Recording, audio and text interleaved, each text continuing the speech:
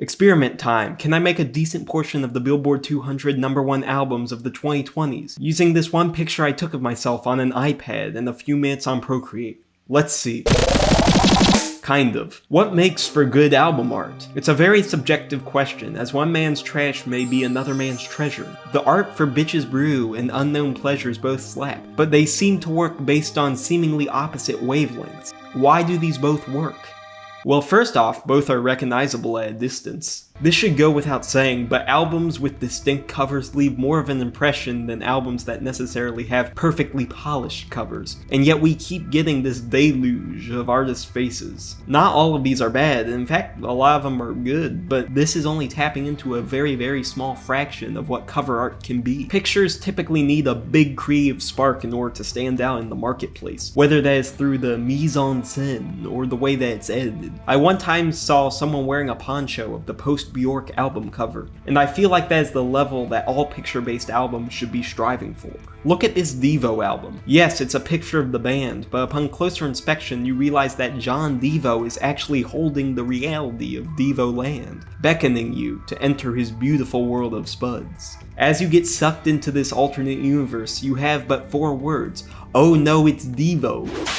You have been predicted and you have been played. It's hard to measure how iconic a cover is versus how iconic the album is. Would the Abbey Road cover be as memorable if it was not attached to Abbey Road? Probably not, but the positioning here creates a level of visual intrigue that would be hard to replicate with my picture. Question time. Where did drawn covers go? Please tell me. I do not have an answer. It seems that since now everyone has a camera, everyone also has a picture for their album. And drawn covers, whether traditional or digital, have faded in popularity, which is a shame. Court of the Crimson King shows an expression that even the best actors could not replicate. People who are not there anymore shows this simple composition which manages to be popping with a limited amount of colors. Currents shows a marble, but it's cool.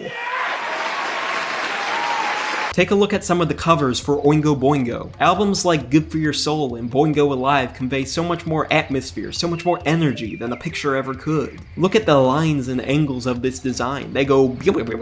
These will always be stronger than something like this, which is not as good. I do find, however, that if I like an album cover of a band or an artist, I tend to like a lot of them. Stanley Donwood's work on the Radiohead covers is something of a gold standard in my book. Every cover he puts out looks distinct and matches with the vibe of the album, and yet they all feel very much connected to each other on a large scale. Look at the jagged Kidde Mountains set on this apocalyptic atmosphere, or the overwhelming onslaught of disconnected ideas in Hail to the Thief. According to Stanley Donwood's book, the latter was a few decisions away from being pictures of bushes shaped to look like penises, and experts are still debating today if he made the right decision. Also, as an aside, the Ben's album cover is great. People being puppeteered by shadowy organizations will try to tell you that it looks bad, or that Jack Radiohead's face is goofy, but they do not see the truth that those of us in the know do. This actually brings me to my next point, which is both focused on album art, but also widely applicable to every art form right now, and that is that they're too afraid to look bad or rough. We seem to have adopted this culture that needs to have everything be 16 billion K detail and the sharpest, sleekest visuals, without any room for any embarrassment ever. Texture has been erased, and AI art slowly trickles into the discography of mainstream artists because either Julian Casablancas is suddenly too poor to pay other artists, or maybe he just liked the fact that the eye is seemingly crying hand sanitizer. Relax, it's iPhone. Listen, I can't tell you if the Weezer Blue album cover is the most pristine high art, but I can tell you that it is seared into my brain. I would not adorn my walls with this Faye Webster cover,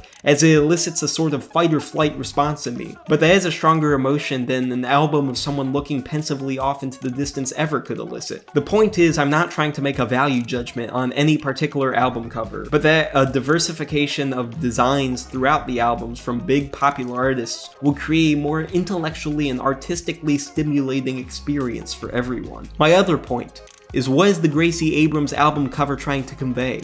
Both of the versions, what are they doing? My best guess is that she's looking at a very good snack in a vending machine. So that the emotion would be hunger.